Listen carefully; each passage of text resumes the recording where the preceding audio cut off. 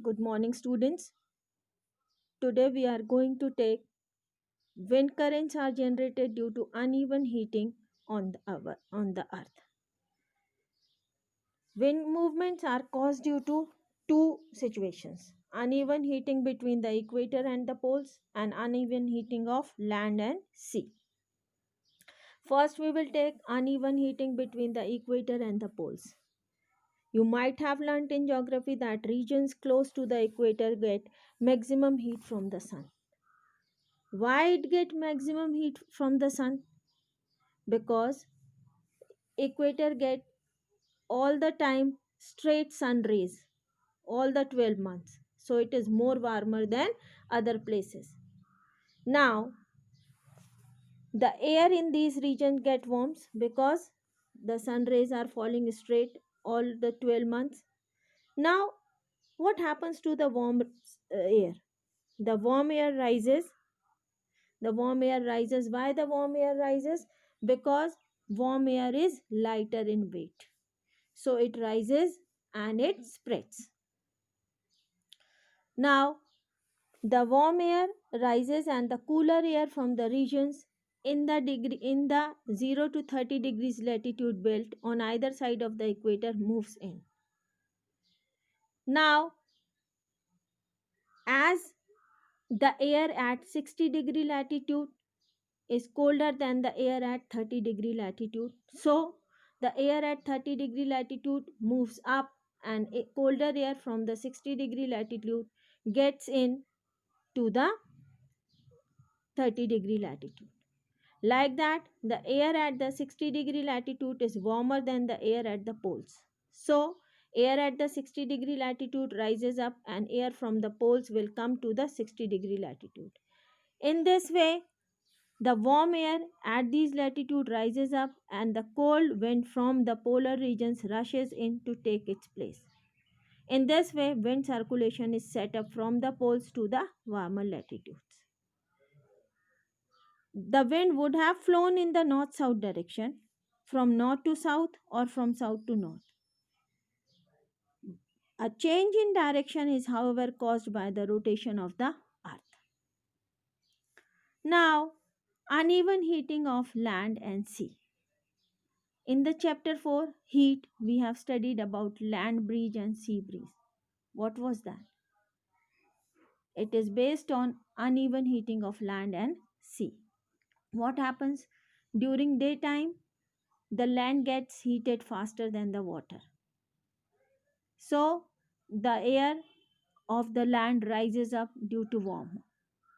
And to fill the place, the air from the ocean move towards the land. But during night, land get cooler faster than water.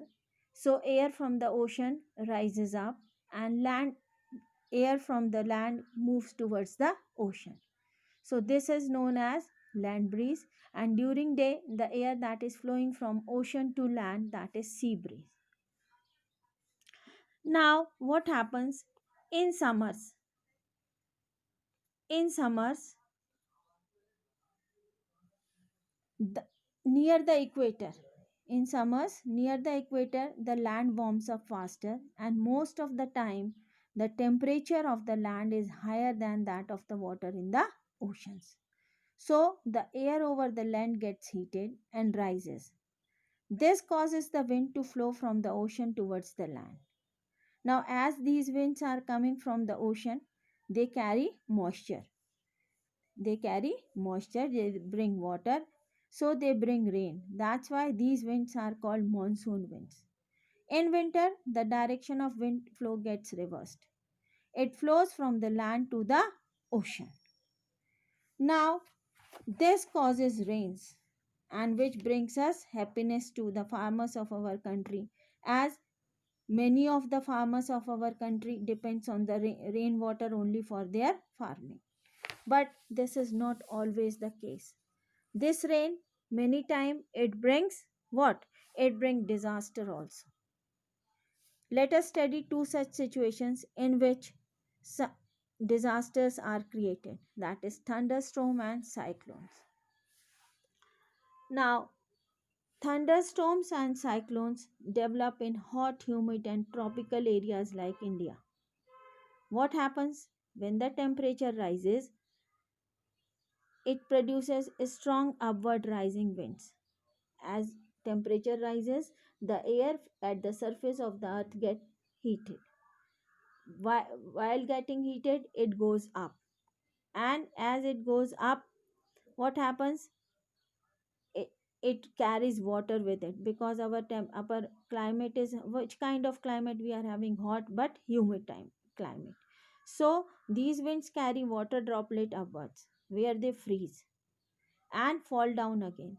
Then the swift movement of falling water droplets along with the rising air create lightning and sound. It is this event that we call a thunderstorm. Now, sometimes this thunderstorm changes into a cyclone.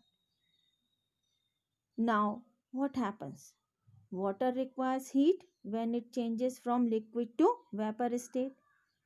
Now, what happens when it rises up and condenses into liquid? The same amount of heat that it is absorbed while changing from liquid to vapor state, it releases back into the atmosphere. That released heat heated the air around it. That air, while getting warm, tends to rise and cause drop in pressure. Now, as pressure is dropped, the air from the high pressure area moves towards this low pressure area. Again, the heat is released by the cloud formation. Again, it warms the surrounding air. Again, it will go up and causes the air to rush in. So, this cycle is repeated and chain of events ends with the formation of a very low pressure system with very high speed winds revolving around it. It is this weather condition that we call a cyclone. Look, factors like temperature, wind speed and humidity that causes cyclones. In the middle figure what we see a hole like structure in the middle, that is known as the eye of the cyclone, that is the most low pressure area and around which very high speed winds are revolving round. So this is all about cyclone.